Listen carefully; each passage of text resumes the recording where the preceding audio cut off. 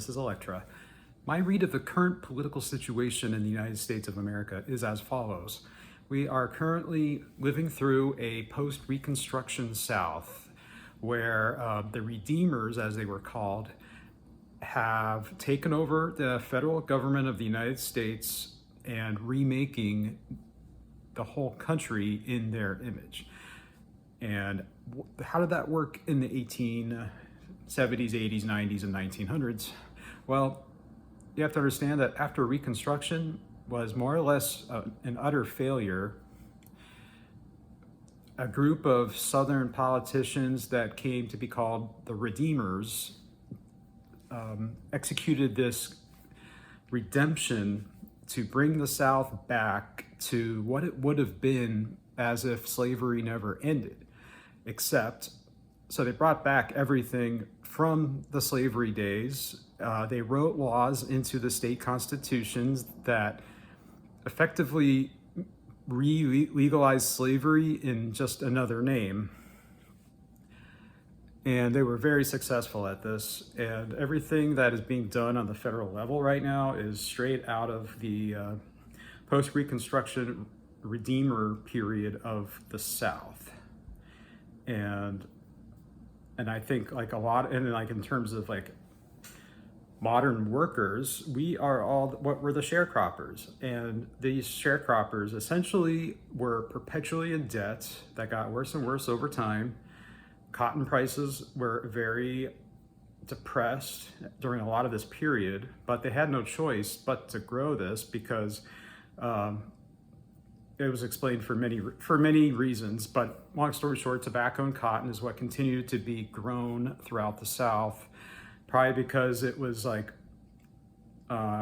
good for the soil, good for the weather, and was, for some reason, everyone thought it was a high-paying crop. But then, like, it never paid well, but yet they kept growing it anyway. That's something I'm not really into the agriculture part of stuff, but I know that sharecroppers were basically growing corn and, or not corn, tobacco and cotton. I've been seeing cornfields in Illinois, so that's what made me think of that. And so I had to respond to one of my comments on Park Rose Permaculture's video, I think it was yesterday. So this is the book I was talking about. It's called Origins of the New South by C. Van Woodward, 1877 to 1913. It's an excellent book. If you love history like I do, it was just so eye-opening, depressing to see that what we're headed for if we don't start pushing back, but yet also relieving in a weird way because this too has happened before. There's nothing truly new under the sun. Everything has happened more or less before. Just a few minor details have been changed. So what happens on this edition of National Southern Redemption? Well, they're clearly eliminating the federal government in every way possible, which is exactly what the Redeemers did to the Reconstruction policies that were in place after the Reconstruction factions and the carpetbaggers ended up leaving the South permanently because the writing was on the wall. The Southern people did not want it, and much like how we tried to force nation building in the Middle East over the last 20 to 30 years, the northern U.S. after their victory over the South, it was like an attempt to colonize the South and remake the South in its image. So things that we considered to be the North, like New England mill towns, were recreated in the South. This was one thing that really restarted the Southern economy, because the Southern economy was just wrecked until these mills started getting developed. And of course, they milled cotton. And so the Redeemers, the main point here is that they wanted to bring back slavery in every possible way. And not only that, but they wrote it into the law so that it was 100% legal. It just wasn't called slavery.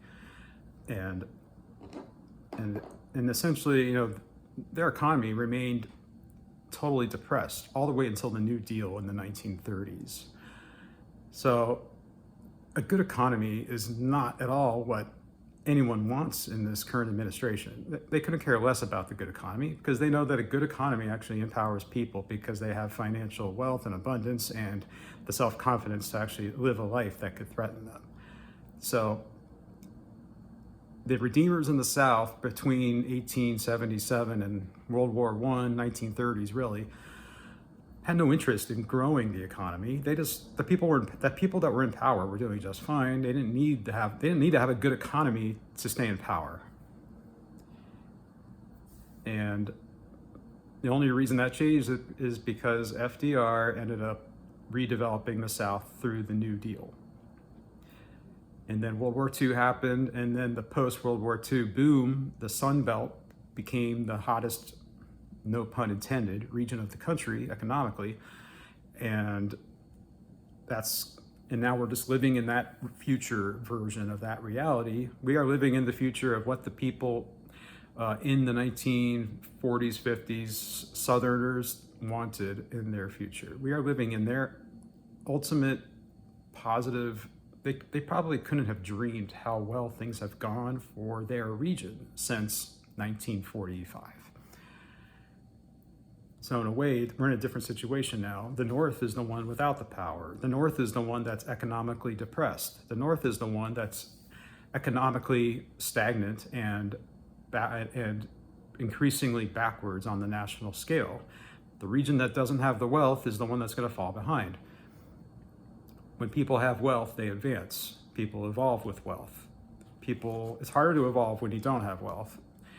You can't evolve when you're not sure if you're going to be able to pay your rent or where you're going to get your next meal. So all this to say, I highly recommend this book. If you want to know about everything we're seeing right now out of this administration and where they're getting their playbook from, check it out. Literally at your library, or it's available on Amazon.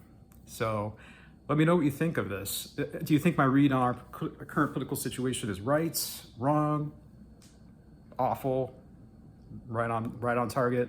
Let me know what you think, and I'll see you on the next one. Take care. Bye-bye.